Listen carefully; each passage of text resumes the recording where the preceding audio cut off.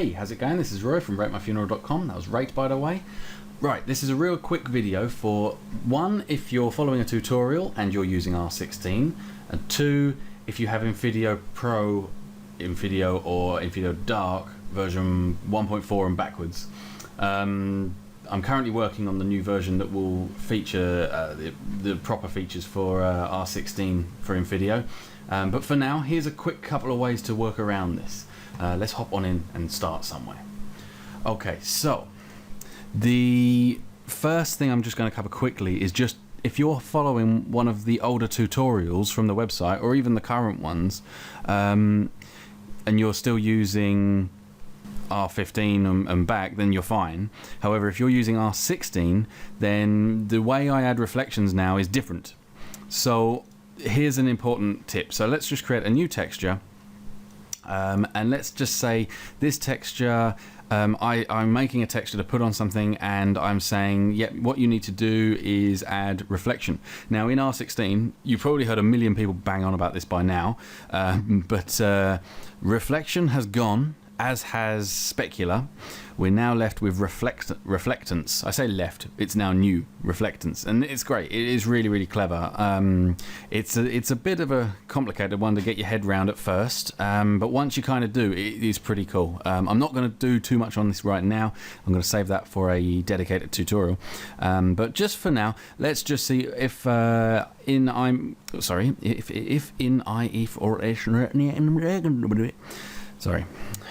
if I am doing a tutorial and I say, right, add some reflection, there we go, and now add some Fresnel.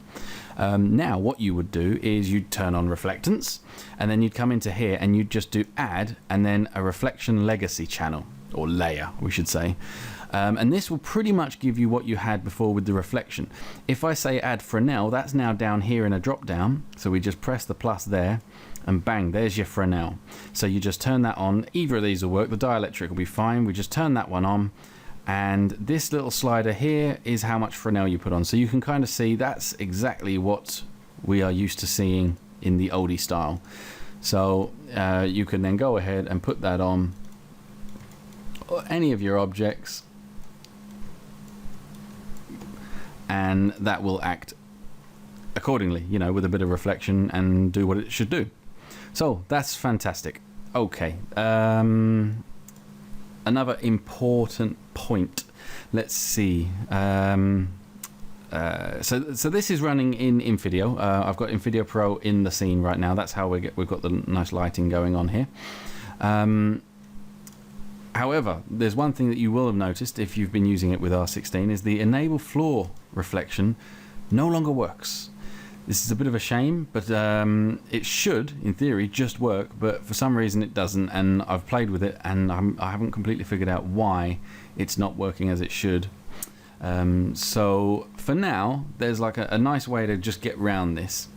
So just make sure you enable it here, because if we hop on into our texture for the studio, which is just here, if you see when you do enable it in Invideo, it still does turn it on, but it just doesn't add this reflectance layer. So we need to just come in here. This is only if you want reflection on the floor, which is normally nice to have at least a little bit, depending on what type of studio you're doing.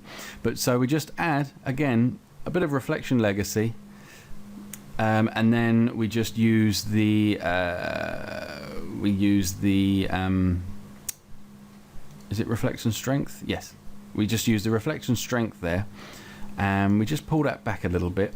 You don't want this too strong. And let's hit render on that and see what we've got. So there you go. You can see that there is a slight. That's a very, very small amount of reflection going on there. The reflection on a lighter coloured studio will show up less than it will on a darker coloured studio, but it does look nice with the new reflectance channel. That's definitely for sure. If we just put this up a little bit more, we can see that will then give us obviously quite a lot of reflection on the floor, and it's reflecting in the reflections and everything. So that's looking pretty cool.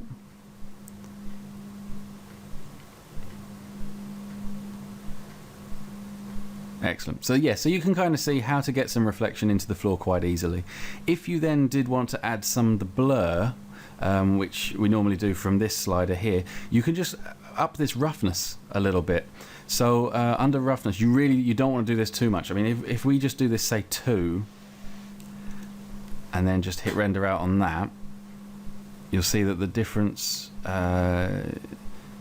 you should see quite a difference just with sort of 2.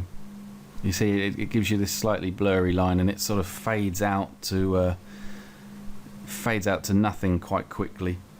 So like I say, it does make some pretty nice results. So I'm really looking forward to getting NVIDIA working like fully properly with it.